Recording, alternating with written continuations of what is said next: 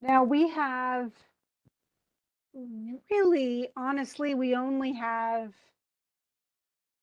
today and tomorrow as far as chats on poetry. So I'm going to try to cover a couple of poems each time, but there will be some poems that we might not get to. And I know that I've already sent an announcement. Make sure and check that announcement while you're studying for your poetry exam, because it includes a list of poems that will be on the test, which means that there are a lot of poems that are not going to be on the test. I took out many.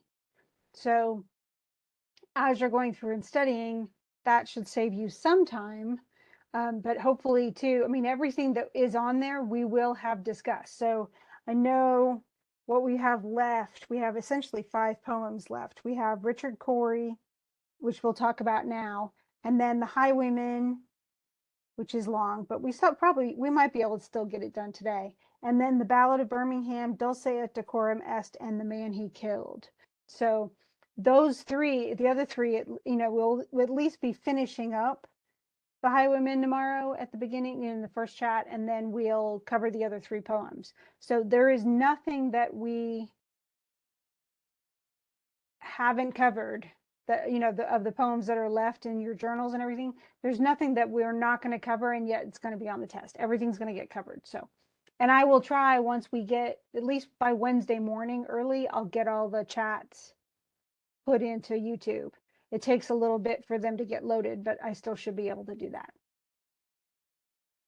Okay, so let's talk about Richard Cory. And this is probably really a mid-19th, a little later mid-19th century poem. Um, it is Edward Arlington Robinson actually wrote a lot of poems, but not most of his poems just haven't survived over time. What's interesting though, and there are 2 things about this poem that are interesting. One is that the persona is a we. And there's only one, like I can remember in, like there's a short story where there's a we that's the narrator. And that's actually A Rose for Emily. Have either of you read that?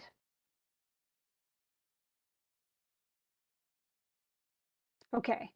Well, I'm not going to tell you the end because of that, but because the end does matter. It's one of those shocking sort of somethings. But in A Rose for Emily, there's a lady, and her name is Emily, but she is upper class in a small southern town. And the narrator of the story is the townspeople.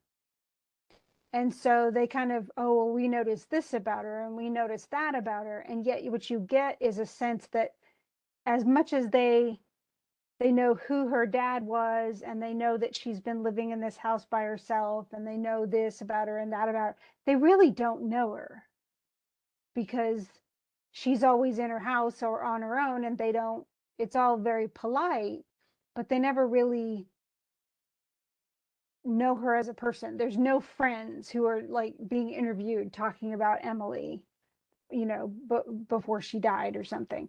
And so we really don't get a sense of who she is or all that she is at all until the very end of the story.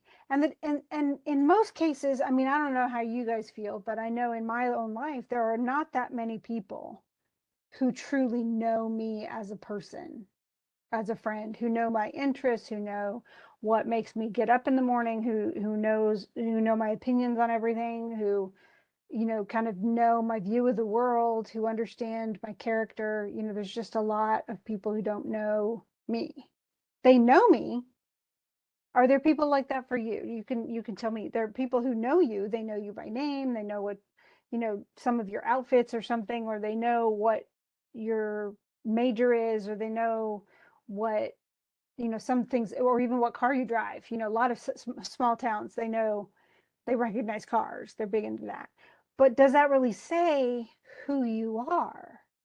And the truth is there are tons of people, it's kind of like, think about it, in the news, if they're talking about some guy who gets arrested or something like that. And there are all these neighbors who talk about him, and they're like, well, he seemed to keep to himself, but, and they didn't know him. I mean, that's the truth. You can live right next door to somebody and you don't have the first clue who they really are. And that's kind of, it's the nature of society. You know, we act as if we know people, and yet there are only a handful of people we truly know or who truly know us. And so it kind of plays on that. And that's definitely part of A Rose for Emily. Now, in this case, though, it's the same thing is at work. So we have this group of people, this town, and they have a very distinct view of Richard Cory. And in some ways, that we part is the key to understanding the ending of this poem as well. So if you haven't read it, I'm sorry, you know, for anybody who watches the video, but because it has an ending. It's not, I mean, it's a different kind of ending than A Rose for Emily, but it's a shock. So here's Richard Cory, and we have, you know, let's look at what they use to describe him, like what he's like and who he is and things like that. So here comes Richard Cory just walking downtown, and we people on the pavement looked at him. So he gets people's stares, if that makes sense. And yet, and they why do you think they stare at him? You tell me what do you think? Because they said he was a gentleman from sole to crown, so the top of his head to the bottom of his foot, pretty much. Clean, favored, and imperially slim. That's a really interesting word, imperially slim.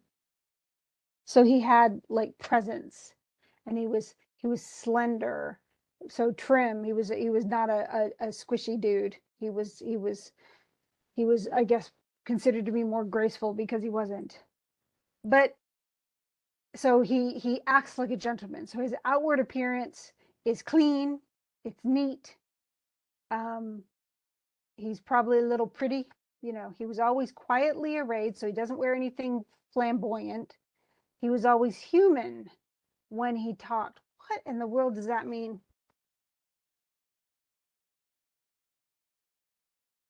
Like he didn't act like he was better than them. Yeah, he didn't act snooty. You know, he didn't refuse to talk. And so all of that. Just a second. I have a person who's having tissues. Let me see if I can help them for a second. Hold up, you guys. Let's see.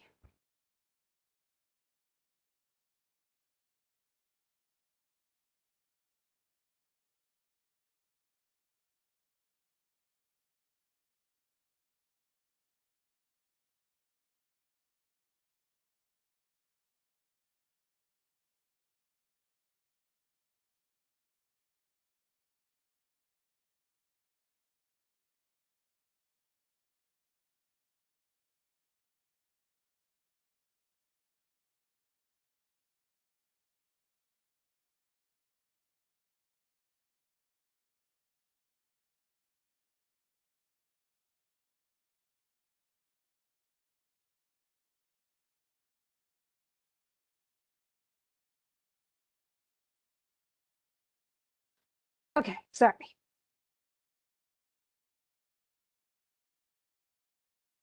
Do do do do do. Okay, so now we're here, and so he talks like a human being, not like he's better than them, and he talks just norm. He's a normal dude. Have you ever heard anybody say that? You know, like, oh, I met whoever it is, you know, some star, some big actor, or some, you know, big singer, or, you know, some super, you know, fancy director, or who knows, somebody famous. Yeah, I met the Dalai Lama, and you know, he talked like just an ordinary person. And then you're like, well, okay, but he is a person. He's actually a human being. And yet this statement, he was always human when he talked, suggests that they don't expect him to be. Like, they don't expect him to be human. They expect him to be like, what do they expect? Honestly, that's the question though. If he's not going to be human, what do they expect him to be? What's he going? And it's just a weird, it should be jarring. It should feel weird. And then it says, but still he fluttered pulses when he said, I'm going to go ahead and get that out of the way. Good morning. And he glittered when he walked. Now, there are some people who just have a presence. I like that you used that in there too, Jordan. Who have they just my husband and I mean honestly there's a whole train of thought, but there are certain people who research this who call them woo. They're a woo. If they can, if you step into an elevator and there are like 12 people and then there's one person who by the time the elevator gets whatever floor it's on, everybody knows them. You know, like they're that friendly. And he's not a woo, but they expect him to be like an absolute, what's the word? Um, where they expect him to not talk to people at all or something. They expect him almost to be, they expect him to be, you know, a snob. And and yet he says good morning to people, and the girls are like, ha ha ha ha, he said good morning to me. It's like the cool kid in class or something, you know. All the other girls are like, oh my gosh, he said he talked to me at lunch, you know. and and then the glittering, do you think he literally glitters when he walks? No. No, but he's there's something a little sparkly about him, and it's there's you know, you could call it effervescence, you know, where there's just some, he's got something going, and other people feel like they don't have it, and that's kind of where we're going. Okay, so now it says, and he was rich, yes, richer than a king. So he had money. That always adds to people's mystique anyway, at least for the crowds. And admirably schooled in every grace. So he's polite, he's graceful, he's gentlemanly, he looks good, he bathes, you know, that's all good.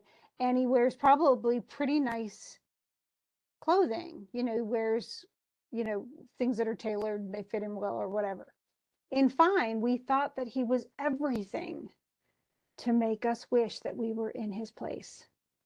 Wow, if I could be that guy, that would be perfect. Like they all envied him. And what's interesting is it makes them angry and envious and unhappy. So it says, so on we worked and waited for the light and went without the meat because they can't afford it and cursed the bread, which is what they had to eat. So those, you know, we keep working at our jobs, and while we admired him, we were irritated that we didn't get him, that we couldn't be him, that our working hard isn't giving us what we want, and we'll never be rich like he is. And what happened to Richard Cory? And this is, it should be the first time you read it, it should have been like a what? Like first time I read it, I honestly went, oh, like that. Because that's not what I expected. It's not what anybody expected, right? We assume what? If you have lots of money, then you're happy. And if you have lots of money, then you have nothing to worry about. And the last thing in the world we'd expect is that Richard Cory would go home one calm summer night and put a bullet through his head. Now, let's get at the crux of this, though. Remember, I said we were, you know, the we character, the narrator, the persona was the key to this. Why did he put a bullet through his head? Well, we don't really know. Well, why do you think? What clues do Honestly, we have from the poem?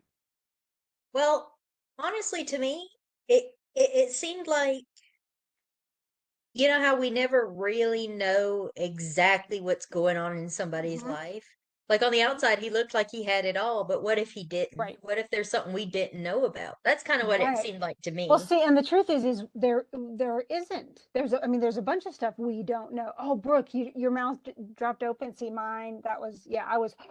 Well, the truth is that we don't know. I mean, people put fronts on all the time. I mean, I knew a woman who, and she did this.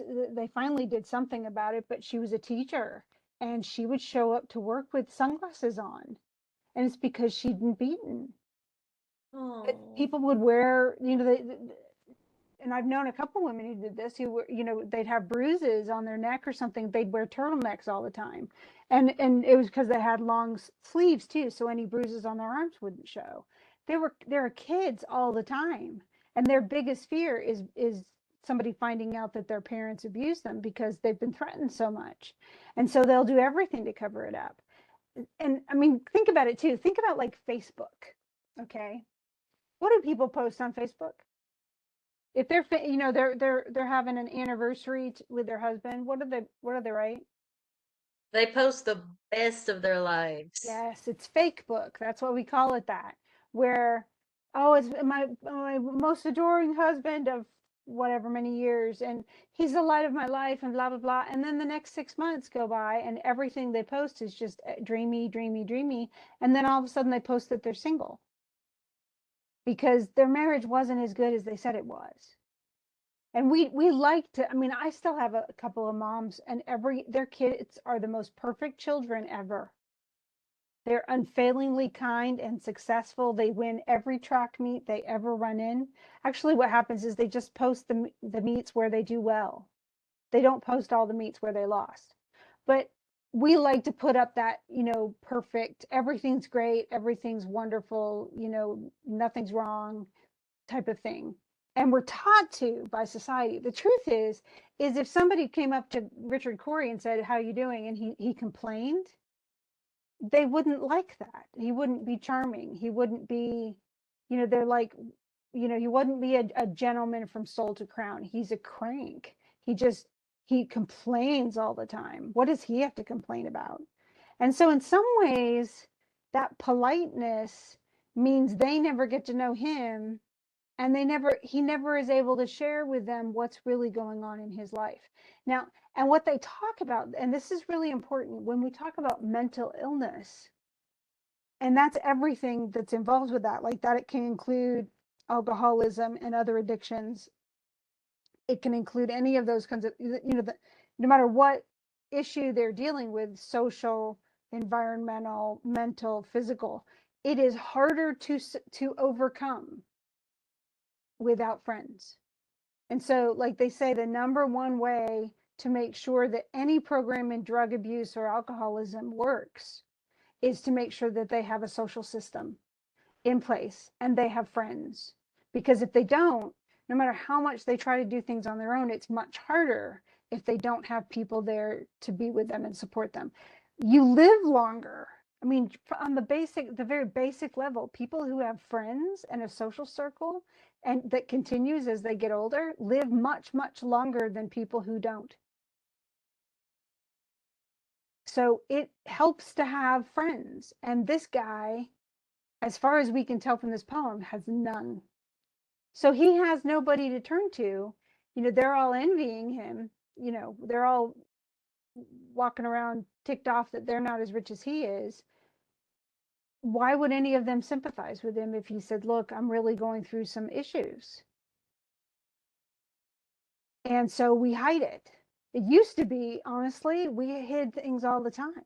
Mental illness was not something people talked about. You don't go and say, "Oh, well, my husband and I were having trouble, but we went and got counseling." You don't ever admit that. So everybody's marriage is perfect. But what does that do to the rest of us? If everybody's marriage is perfect, what happens when our marriage isn't? If everybody's kids are perfect, what happens when our kids aren't? If everybody's life, job, career, dog, whatever, if everything in people's lives, is they're all wonderful and ours isn't, what do we do? Makes us feel worse. Yeah. Well, we look at Facebook and we go, "Oh man, my kid didn't win the track meet. My husband didn't even get me flowers for our anniversary." I'm not saying that's happened because that actually didn't. But if you ever see, like, if you ever like friend me on Facebook, which I only visit, I don't know, every 6 months. So I never post anything. But if I ever were to post something like "Congratulations to my husband, his birthday or my anniversary or whatever," it's not me because I don't do that. And the truth is when we don't have people to talk to about real stuff, and all we do is present this facade to people, it's not good for us. And it's not good for other people either. So obviously, I mean, Richard Cory had issues. He had something going on and he didn't talk to anybody about it. Do you think he could though? Maybe it depends on who he has in his life. Well, what if all he has is his house that he lives in alone and these people? Ugh, that's sad. Yeah. So, I mean, they didn't cause him to commit suicide. I'm not trying to say that at all. It's not like that, what the 13 reasons why. It's not that. No one can make somebody do it. But he had no one to talk to. And the truth is anyone in isolation is in danger. And you know, being isolated is one of the worst things that, I mean, we are social animal. Even if we're introverted, I'm really introverted, and yet I am a social animal. I need people. And if I don't see people for months on end, or if all my exchanges with people are very whatever, and I don't get to talk about real stuff, or you know, deal with real issues, or even tell someone how I really feel. If I have to make, you know, just put up this front of politeness, I'll never, you know, that's going to hurt me. And the truth is everyone's problem, yeah, everyone's problem is different. You know, think about little kids, especially little kids. Remember, have you ever seen the like bad parenting sites, you know, where they have these video or pictures of their kids having meltdowns? And like one kid's laying on the kitchen floor and the mom says he had a tantrum because I wouldn't let him eat the dog food, you know, and it's meant for humor, but it's true. But to little bitty kids, you know, tiny little somethings can turn into, you know, blow up into just magnificent problems, because to them it's everything. Now, we're not as dramatic, but the truth is even if we have little problems, they can stack up.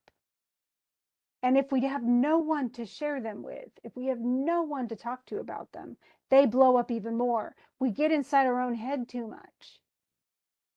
That's what, like Brooke says, we overthink it and it becomes even bigger. And sometimes we imagine what the problems will be. And like sometimes we're not sure how something's going to, you know, maybe dread or something. And the longer we put off something, the worse it gets and the more frightening it gets. And because we have no one to kind of walk us off the ledge, we, you know, end up avoiding it completely. Like, you know, we're supposed to give a speech in speech class or something, and we just skip the class entirely and then stop going because we're that afraid.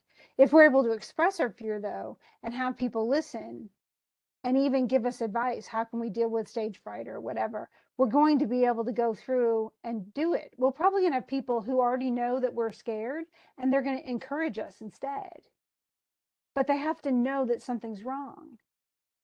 Honestly, I teach speech, so some of the best, if you want to learn how to give a speech, the best place to do it is inside of a speech class, because everybody wants everybody to do well. It's not like Survivor, you know, where they're voting each other off or something.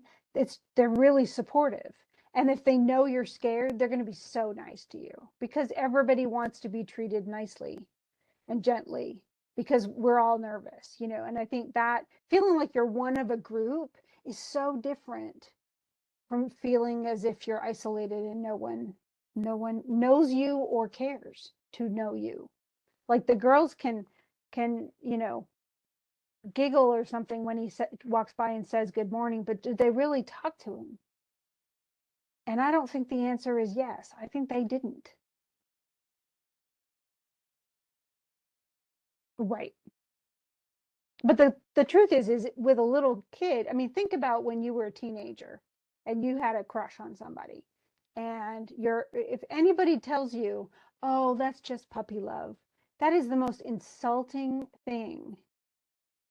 Insulting, because even if you're 14, it doesn't mean you can't have feelings or those feelings are invalid. And it's really, it's easy, I think it's dismissive because the adults don't want us to be involved in something like that when we're little kids. or it's dismissive because the adults know, hey, that's not really that big a problem. But just being told, that's not as big a problem as you think it is not helpful. Yes. And the truth is just because you don't understand or you can't feel exactly what it is to be in that person's shoes doesn't make their feelings at all invalid. Even if their feelings are illogical, they're still valid as feelings. Feelings are feelings, logic is logic, and they're not necessarily connected. Tracy, you got in. You actually made it. Yay. Hooray. Finally. Oh my gosh. I wondered if you were going to. I was hoping. I was really hoping. I don't Okay, think I've good. ever worked at something so hard, but I'm like, I did it. I got in. Yay. So just I didn't want to have my picture up there. I see my pictures up there. I look rough. Trying to figure out how to take that off. well, and you can turn off your camera and it'll take it off. That's what I don't have a camera, so I actually Oh, can't even turn it on because I just don't have a camera. there we go. Well, yay. Okay. So we were just talking about Richard Cory and how he um, committed suicide probably because he was lonely. Yeah. So, and that's just sad. Honestly, it's funny because I listen to hard rock and heavy metal, but on the station I listen to on Sirius XM, there's a lady, several of the DJs do it, but one does it at least once every time she's on, and she just gives the hotline for like people, the suicide hotline, because she doesn't want anybody to end up committing suicide, or something. And so there's definitely a push towards trying to not only accept people who are dealing with mental issues, but get them help and do it openly in a way that it used to be not. I mean, when I was a kid, I don't know anybody who ever admitted to going to therapy. And yet the truth is lots of people today not only get therapy, but are open about it. Yep. Oh, Brooke, that's nice. Yeah, people need to hush about that whole puppy love thing. That's stupid. Okay, so let's switch to the next one. The next one is extremely dramatic, and we're going to talk about why and what exactly. I've got to move some things around, so I just need to get to the Highwayman. Usually I try to make it so the tabs are all like easy to catch to grab, but I didn't move that one.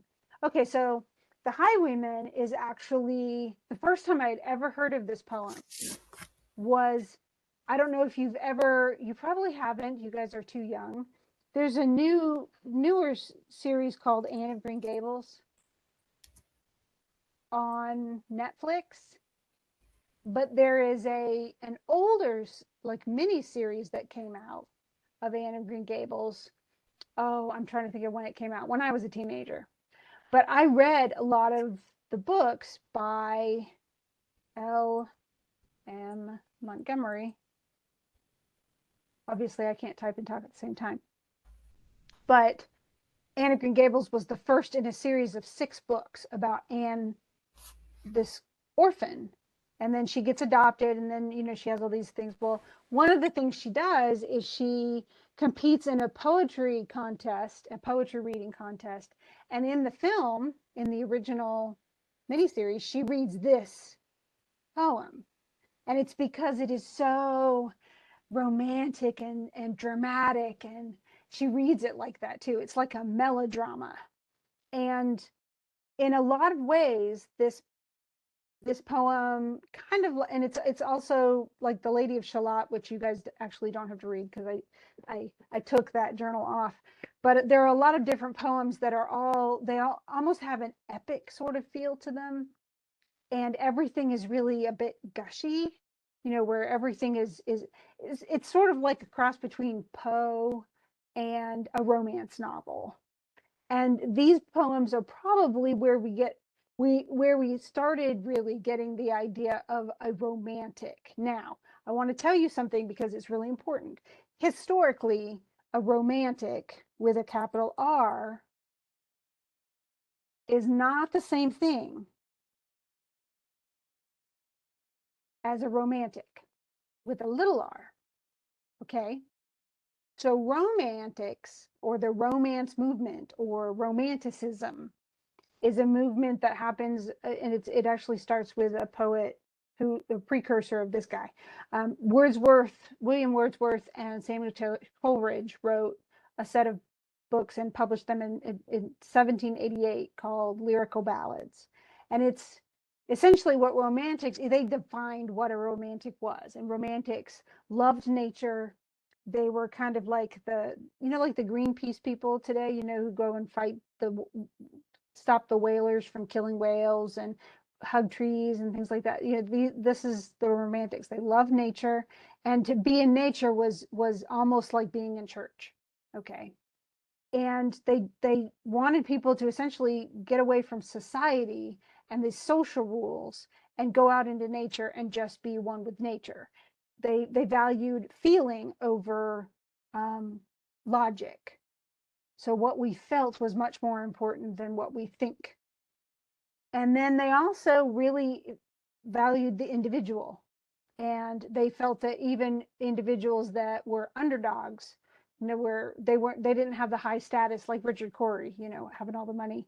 They were the ones who were more valuable than the people who were in charge and who had power. So they very much valued the underdogs.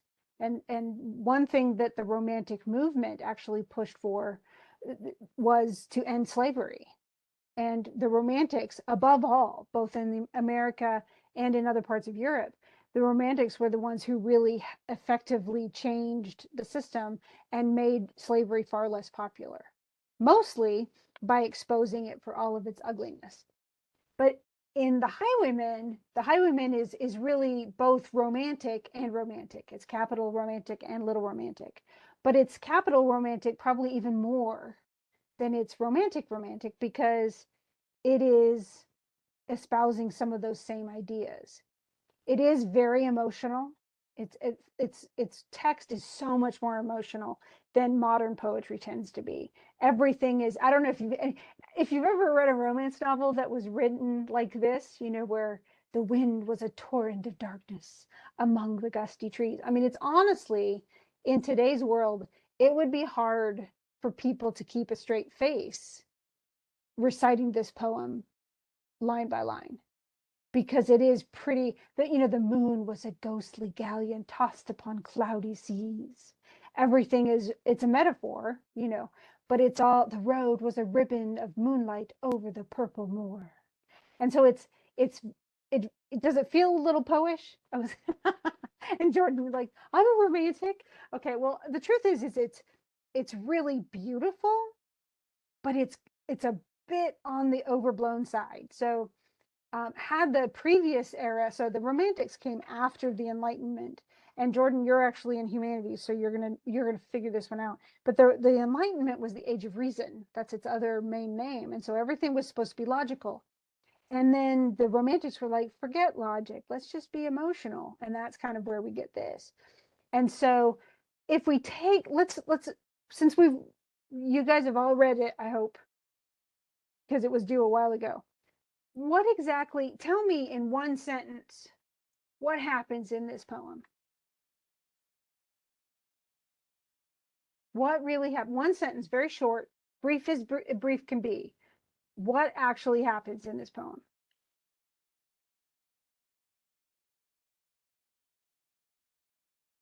Okay, well, sort of, yeah.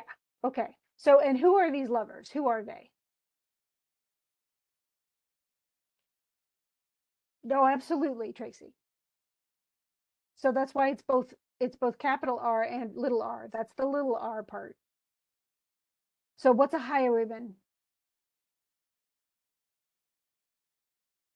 Yes, a thief. He's a criminal. And then she's a barkeeper's daughter. Is that really high status? Like an innkeeper's daughter? Does she have lots of, you know, clout and power? No. No. No, she doesn't. That's again the romantic side of it. Because romantics, not little art, but the big romantics, remember it's the underdog.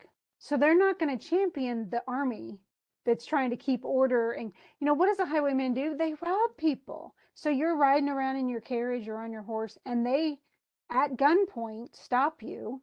And if you don't give them your stuff, then they shoot you. That's all bad.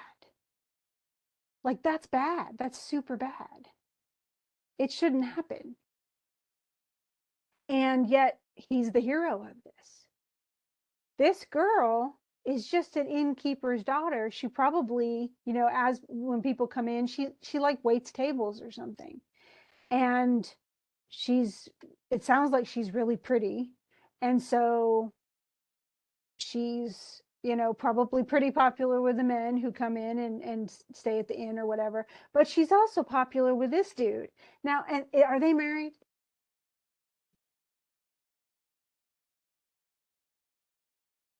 Are they husband and wife?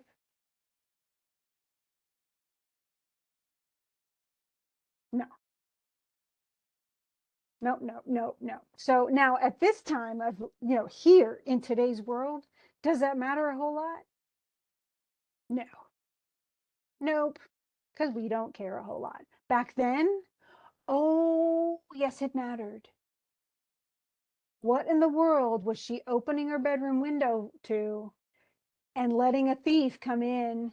And you know what they were doing. And I don't mean to be like an old prissy lady, but that's definitely part of this.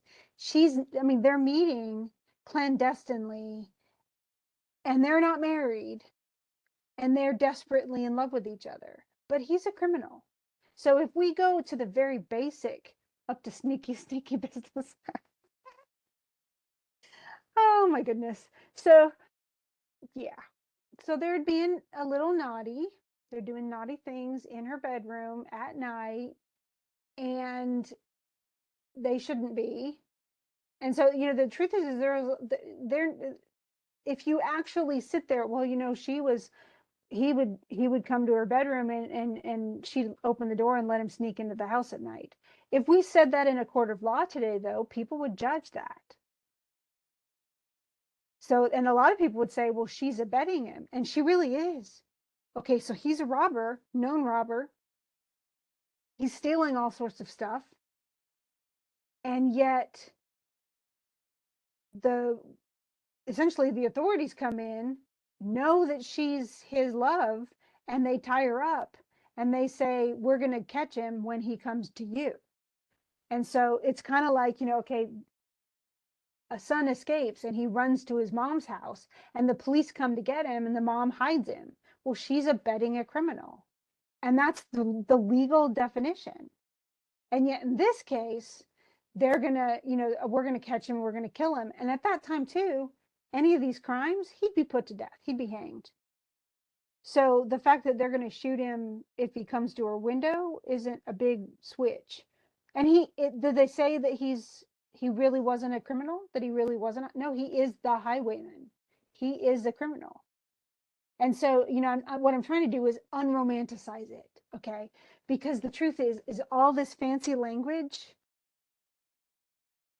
and all this, this sensitivity towards these two poor people and their plight against the big bad, and they even make the cops do bad stuff. The cops, they're not King George's men, so they're soldiers, and they make them do really. Not only do they not, do they not just go out and find the guy, but they gag his daughter, bound her to the foot of her bed, and then with muskets, they're hiding behind her, essentially, hiding behind underneath the window, and they're going to kill the guy.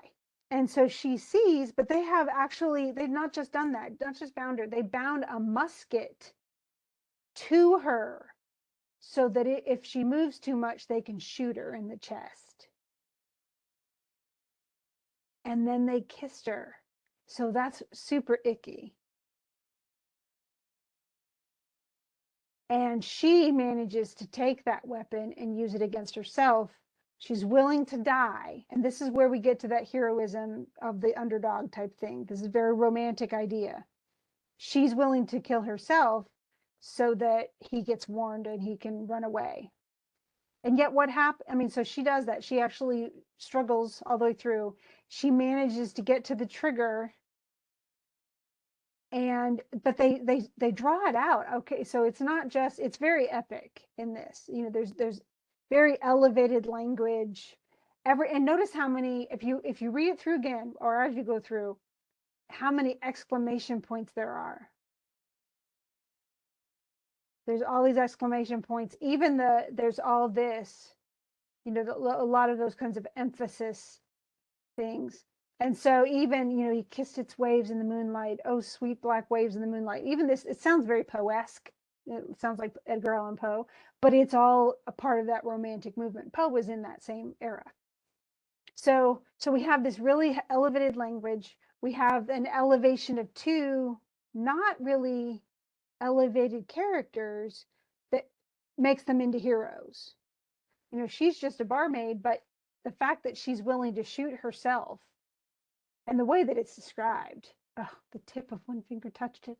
The trigger at least was hers. It's actually at last. That's a mistype. The trigger at last was hers. The tip of one finger touched it, again repeating. She strove no more for the rest. Up she stood to attention with the muzzle beneath her breast.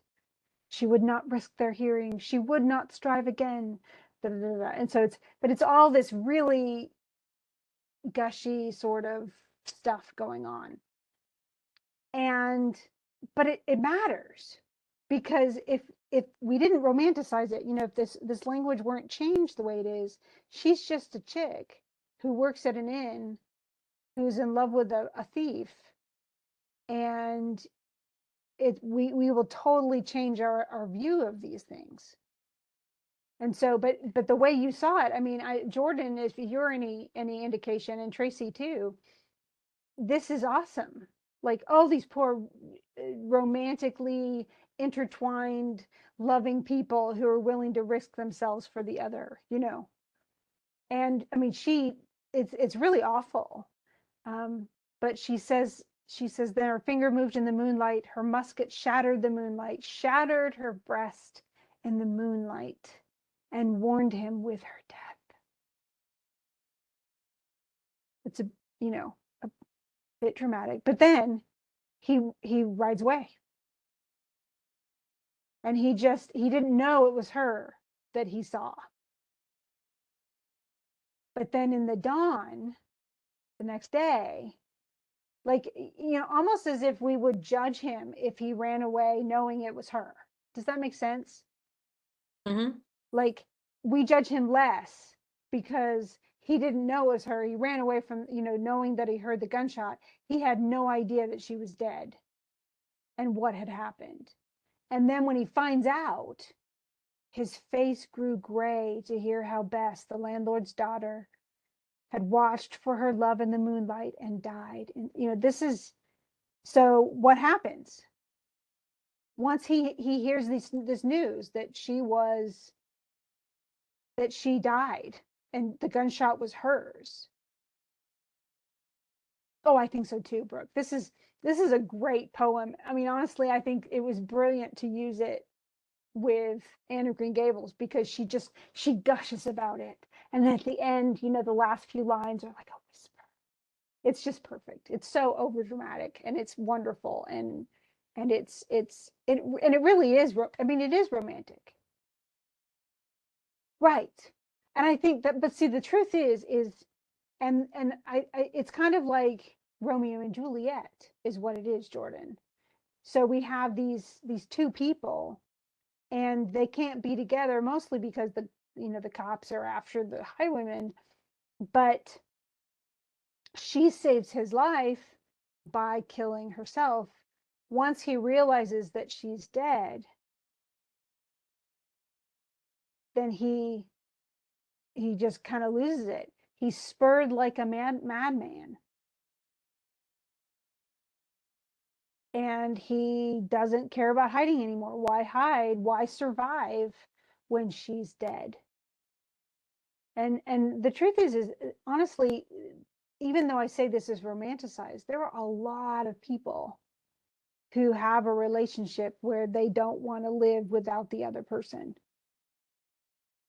And it's not just romanticized. I mean, we see it as sort of romantic, but the truth is their lives are so intertwined emotionally with each other that you have one parent or one grandparent who dies, and it takes very little time for the other one to die, because they're so, it's like the other person's just like, why do I even get up in the morning, and that's, I mean, it's sad, and yet it's also beautiful that they cared that deeply about each other. And so in this too, the fact that he just throws all caution to the wind, he doesn't, why, why be alive anymore? Because what good does it do him, you know? And so he dies. And yet it's, yeah, kind of, I mean, The Notebook and things like that are what, Nicholas Sparks, yeah, he has a lot of ones like that. But it's, and then we kind of repeat, and this is all in italics, but then they talk about it. This is where it really gets romantic too. That's another thing I didn't tell you about romanticism. They love the supernatural. So we have what? One is nature.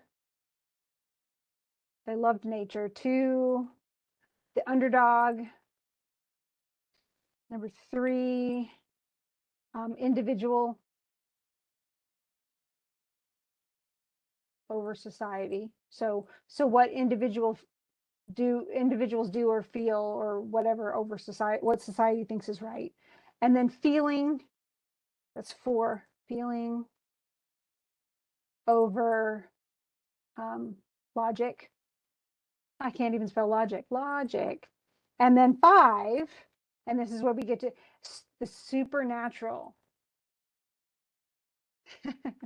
And this is where it ends.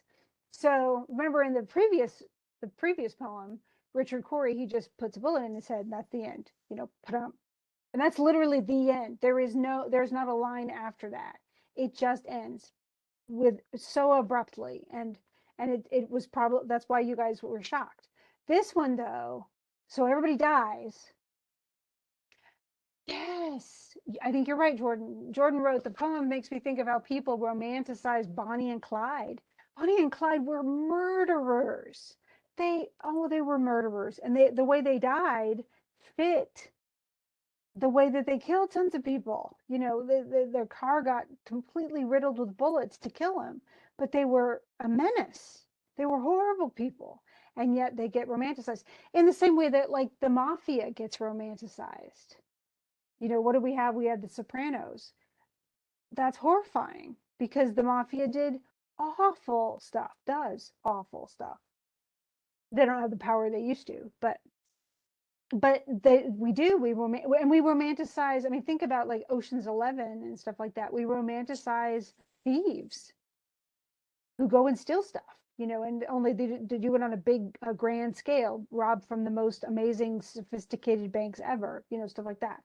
But they're still doing bad things. It's like we ignore that so that we could, really, yeah. Eesh. Actually, my son was watching with a bunch of his friends online. He watched, what did they watch last night?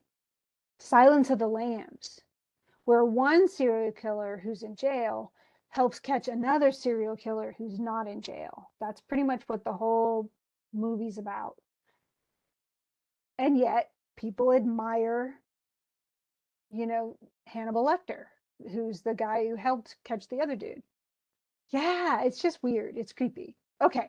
Yes, it is. It is a great movie. So at the end of this, here comes the supernatural part. We have that beginning again, and yet it essentially said, they say, when the wind is in the trees, and then they repeat all those, in the moon is a ghostly galleon and the road is a ribbon of moonlight, blah blah blah, that the highwayman will come riding. Only he's dead, so the ghost of the highwayman comes riding. Over the cobbles he clatters and clangs in the dark inn-yard. He taps with his whip on the shutters, but all is locked and barred. He whistles a tune to the window, and who should be waiting there but the landlord's black-eyed daughter, also dead, Bess, the landlord's daughter, plaiting a dark red love knot into her long black hair. And so that is like, on a cold night when it's really windy, you can hear the highwayman ride up to the inn, and you can hear him, the window open and stuff like that. So see, Jordan, you are a romantic with a capital R and a little r. So, and there's nothing wrong with that. I'm a romantic too. More of the capital R than the little r, but I'm kind of a tree hugger myself. And a little animal hugger. I just love. Oh, I'm a vegetarian, so it kind of goes with the territory. But anyway, okay. So, any questions about this? But it's definitely. I mean, it's the story is different because of the way it's told.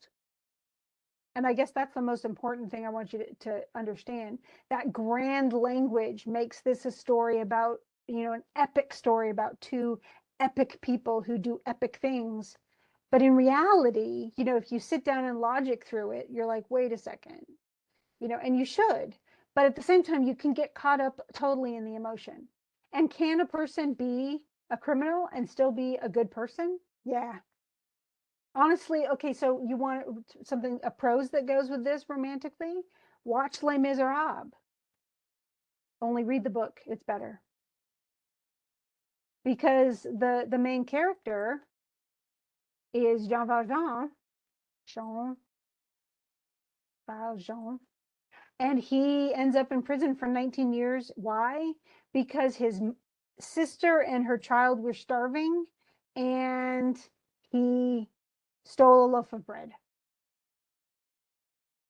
Yes, Percy. Well, Percy Shelley was a romantic, and so was Mary Shelley, his wife. Um, Byron. Okay, so we have Wordsworth and Coleridge. I mentioned, but then we also have Shelley. Um, what is it? Byron, Lord Byron, and then Keats. Those are the three younger. They were in the second half of the Romantic period. Keats wrote "When I Have Fears That I May Cease to Be," the sonnet. Oh, He's the one who died of tuberculosis. But all of them, oh. I think the oldest one died at 36. Byron died in fighting for the Spanish independence. Shelley drowned, and Keats died of tuberculosis. So that's that's that's that. Any other question? Any questions? Comments? I have a question about the exams. Mm-hmm. Will we get like a sheet of stuff that we're supposed to make sure that we've studied? I know you gave us a list of the poems, Right. but like last time there were some essay questions and I didn't know there was going to be essay questions. Is there anything like that this time? We don't And have is any essay there questions. there aren't any? No, but we have a couple of short answers. Okay. But those are all about the poems. The one thing that you will have though is you will have um, a lot of our literary terms. So things like the sonnet, what a sonnet is, um, or what iambic pentameter. Because I'll ask, like what meter does a sonnet use, and it's iambic pentameter. Okay, thank But you. I went through all. I mean, it's all stuff that we went through. Even things like what's a persona, because we've used that with every discussion. What's the persona of this poem, or things like that. Who's this character who's telling the thing themselves. But pretty much anything. What I would suggest you do though is any poem that you have, like you read it and go, dude, I have no idea what this poem's about, or you think you have it a little bit, but watch the video on that one. So, Okay. and make sure you get the gist of the poem as it goes through so that you're like, okay, no, I get that. That's what I would do is if you like this one, you pretty much, if you don't know what happened, then I don't know, because it's pretty clear. It's Yeah. just really florid and dramatic, but it's not hard to understand. And some Yeah. of the harder poems I did not put on the list. So like I didn't put the Hollow Men on there. I didn't put there were several other poems I didn't that I just thought were a little more cryptic. They weren't quite as easy to understand, and so I left those off. Or there were ones that Um people misunderstood a lot in their journals. what about like the Jabberwocky one? Okay, the It's on Jabberwock. it, isn't it? Say that again. The Jabberwocky one, isn't It it is on on there. that one was just a little bit harder, I feel like, for me to fully understand because of it kind of being nonsense a little bit, you know? But you do you know what happened in it? What Um, happened in the Jabberwocky? Not fully. If it's the one that I'm thinking about, I think that's the one that is that the one where you told us to come up with our own. Yeah, what do you think is going on? And most people, there's dialogue in it that gives you a clue, but I actually have Jabberwocky on one of the discussions. So if that's one that gave you issues, go back to that video and make sure you watch that one. Okay. Because we went through exactly what was happening we talked about the nonsense words and what they really meant or what they, stuff like that, or what they could mean. But then we talked about the actual plot, what was happening in the story of the poem. And that's what you need to know. Okay. Thank you. I No missed a few of them problem. because of a new like job situation and just a bunch that was happening. So I know that I missed a few lives. So I'm just kind of really anxious about this exam. Well, anything though that you didn't, that you're like, man, that one's rough. I don't know that one. Make sure you watch the video on it first. And if that means like maybe it's the one that on the war poetry, like they'll say it to Cory. Some people have trouble with. Watch the videos tomorrow. So wait until Wednesday, watch the videos, and then you should be okay. I mean, it should clarify Okay. things. You can also, as you're going through, send me an email if you're watching something.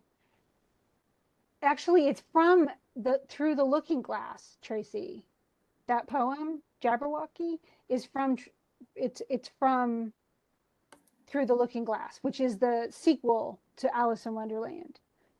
But what's stupid, or what's funny, and stupid, is that after it's read in the story, Humpty Dumpty, the little egg dude, goes through and explains what the poem means, and he's totally wrong. He just makes up stuff. And so it's utter nonsense. But the poem's utter nonsense, sort of, too. So, but if you watch the video on that particular poem, it'll explain at least what the basic plot is, what's happening. Because you can kind of figure it out. You just have to, in some ways, drift through the words themselves and go, okay, I don't know what that means, but it doesn't matter. And I kind of always use that because I don't want you to just look up all the words, because that's a horrible way. That's a great way to hate poetry, and that's not what I ever Yeah. want. I want you to just enjoy the sound of it. And this one, like for instance, the Highwayman is great to listen to out loud because it's almost musical. I bet. I'm sure there is. I'm trying to think of what. I bet there's at least one or two song versions of this one. It makes me think of Willie Nelson. Oh, I could so see this as a country song. Well, they have this on the Highwaymen, but it's where one of them's a robber, and one of them he's four different people in one, and it's four of the older singers singing it. But I used to Oh listen to it with my wow, that's dad, and I cool. loved it. It's called the Highwaymen, and yeah, it's That's neat. cool.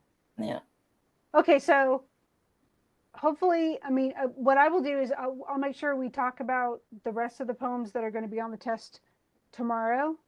And so after that's done, after that chat on at 10 and then the chat at 5, at least, I mean, I'll probably post the recording from the 10 o'clock earlier in the day, but the 5, I'll just be literally, it'll take me an hour or so to convert it the next morning, and then I'll have it up. So if you don't Okay. see it and you really want, especially that help with the last couple of, because those are both war poems, then just wait on it until it gets posted before you take Okay. a test or anything. Okay. Yeah. Thank you. No I won't be able to problem. be on the 5 o'clock meeting tomorrow because of that's when I like just start getting off of work. So I'll be driving home and stuff. No, But that's I'll make sure fine. I I'm go back glad you and were watch it. here. So I'm glad all three of you were here. Thank you, thank you, thank you. Tomorrow, will I go to that same blue box, or will it be a different way to get on tomorrow, or can I just use the same thing you sent in my email? If you no, you'll need to use it. Just write me, and I'll send you Okay. the one, and it's the one for, you want the one for Tuesday night? Yeah, 5 o'clock Okay, would I'll be just better. I send have it to to be at you work at now. 9 tomorrow, and I don't get off till 9 at night. So I'll just mute it and watch with y'all tomorrow night, because in the morning everybody's checking out early. I work at a hotel, the front desk manager, so it's a lot. No, that's fine. What I'll do is I'll just send you the Tuesday one, but I'll mark it. I'll say it's Tuesday night. Okay. I'll send you Right. exactly the information I sent you just now. Well, before when you got Okay. in. Yeah. Okay? Thank you. No problem. Well, y'all Thank have you a all. great night. Have a good evening. Bye bye. Bye.